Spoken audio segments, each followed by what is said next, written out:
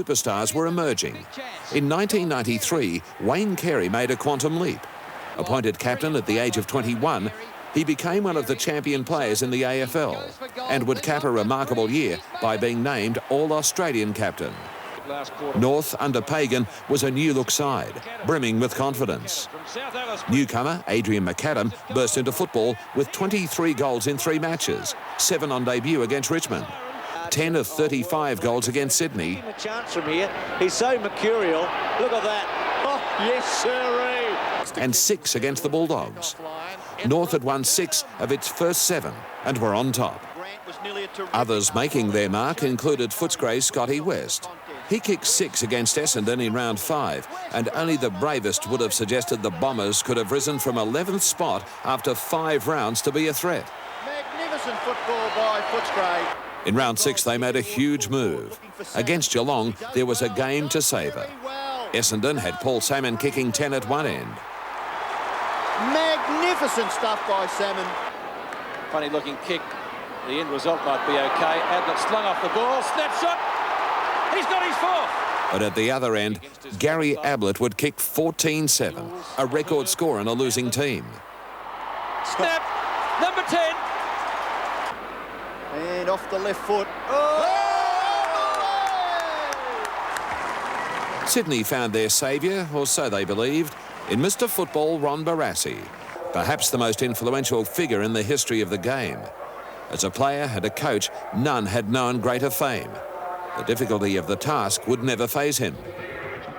Winmar had walked out on St Kilda, renegotiated a new contract and returned. Tim Watson had retired, and in round 8, he returned to Essendon. Tony Modra took the mark of the year. At his best. Modra! That is the mark of the year. I'll say now, no one will beat that. And the brothers Jakovic displayed a little affection. Drop punt. He's given it a barrel. He's given it a big one. It's a ride. It's a goal. A beautiful kick. He salutes the crowd, kisses his brother, and levels the scores. The Jacko show. Footy was looking good. Fitzroy had been involved in 4 games decided by a kick, winning 2, but the trip to the Wacker for the Friday night match in round 8 was all important. The Roys came away with a win, ending a streak of 14 wins by the Eagles at the ground. Lynch with 6 was a star, and the Lions were in 4th place. Ablett continued his personal vendetta against Richmond, kicking 12 to make it 56 in his last 5 against the Tigers. And Roger Merritt kicked 8 for the Bears as they trounced Barassi Swans. Puts it right through the middle. Buckley superb. He's just about kicked this. He's kicked from 60 metres out, a long, low trajectory kick.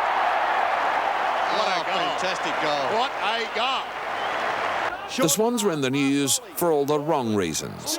An ambulance was called onto the SCG when Richard Osborne was knocked unconscious against Geelong. I think Lewis got his own man there, Richard Osborne. He's in awful trouble, Richard Osborne. They must get someone out to him quickly. And then key AFL administrator Alan Schwab was found dead in his Sydney hotel room. There were no suspicious circumstances, and results of a post-mortem will be known early next week. Football's lost one of its best men. Just at his age, I mean, it's just staggering. I'm almost speechless still. As Sheedy was moving his baby Bombers up the ladder, the return of Tim Watson was gathering momentum. Against Fitzroy, he kicked 4 goals in the second half as the Bombers won by 4 points. June opened with a mini State of Origin carnival. Victoria thrashed New South Wales. South Australia, with Modra kicking 5, was too good for Western Australia. Then decided it was covered. Goes with a long one. Good-looking kick. It's got it. And in a twilight experiment that was witnessed by just over 30,000 patrons, the Crow Eaters beat Victoria at the MCG for the first time since 1963. Darren Jarman kicking 6 for the South Australians, while Craig Bradley won the Foss Williams medal. And sets it up for Tony Hall. He doesn't miss these. Straight through. A week later, Bradley would show no ill effects of his hard work with a 70-metre goal in a win over Geelong. Lockett would be back with 11 goals against Brisbane. But most people remember the hail that pelted them at Waverley. The hailstones continue to come down. There's a mark taken by Pios. Well, the visibility is so bad he had to put his hand up. Well, he and said, can look. "Excuse me, I've got it." He's got his head down into his shoulder, but to protect himself. Well, I don't think we're all that far from snow, you know. Big crowds were witnessing the rebirth of the Bombers. Youngsters making the commentators stand up and notice. Goes for another one. Oh, James, you're a little champion, you are. Jimmy boy. What a great goal. On a Sunday in Sydney, Ron Barassi Swans ended their 26-game losing streak. Ironically, it would be against Melbourne, the team with which Barassi had been so closely associated. This day, Richard Osman, in the protective headgear, was the standout with 10 goals. In Adelaide, the race for the Coleman medal was in full swing. Modra started the game 6 ahead of Ablett and finished 3 behind. 10 to the Geelong champion. Looks pretty good. He's got the goal. 1 to the newcomer. Yet the Crows won the game by 20 points. Might not be even there. Modra this time. Yes, he's got it. We celebrated Doug Hawkins' 300th game. Only his hero, another Braybrook boy, Ted Whitten, had played that many games for the Bulldogs. Tony Lockett's season ended when he hit the post in Adelaide, damaging a vertebrae, and a pig tickled his funny bone when it ran onto the SCG a few weeks later, loudly proclaiming itself as the real plugger. It looks like a large white landrace cross. We have an expert in the field. It's a good thing you're here. He's looking. Oh, he's for on the a lead. opponent. He's on a lead. Get the runner out there and pick up the pig. Enough said. Fine tackle. What a magnificent tackle.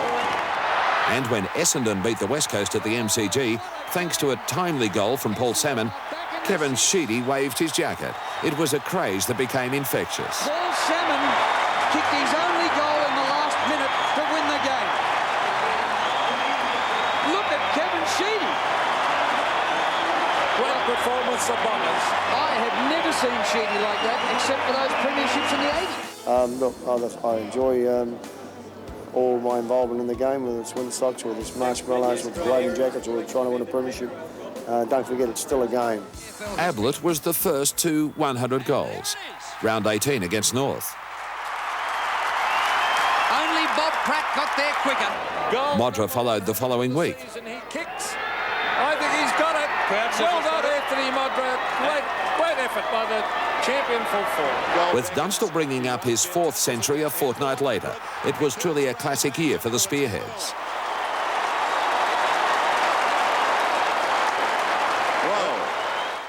The finals were spectacular. North, after 11 rounds on top of the ladder, were eliminated by the Eagles. Depleted by injuries to Longmire and Carey, they were merely a shadow.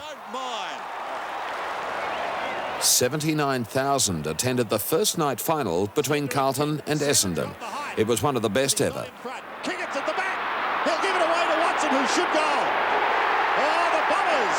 Catch us if you can. Spalding from... Kernahan kicking 6. Kicks to the goal front. Kernahan's got it again. He's playing a lone hand for the Blues up at full forward. The Blues winning by 2 points. And Adelaide had made it for the first time thanks to a round 24 win over Collingwood. On week 1, they would eliminate Hawthorn. In the second semi-final, errant kicking would cost them dearly against a Carlton side led brilliantly by that South Australian maestro, Craig Bradley. Madden is 30 metres in the clear. Wren giving chase. What a sprint. This is something to watch. Madden goes long for goal. He might have kicked it. Sensational. The hopes of the reigning premiers ended when Essendon won the first semi-final. The Eagles couldn't counter Paul Salmon. Yes, he's got it. Great mark. The preliminary final was one that got away for the Crows. At half-time, they led by 7 goals against Essendon, but added only 2 more for the game. Shorter again, Mercury. No, Watson gets around. Forced to kick with the left. It slews off the side of his boot. Centre half back for Adelaide. Very important possession. Watson's got it. Watson goes for goal. Look at this. That will go down. Essendon are home in the preliminary final thanks to a goal kicked by Timmy Watson. Graham Corn shakes his head in disbelief.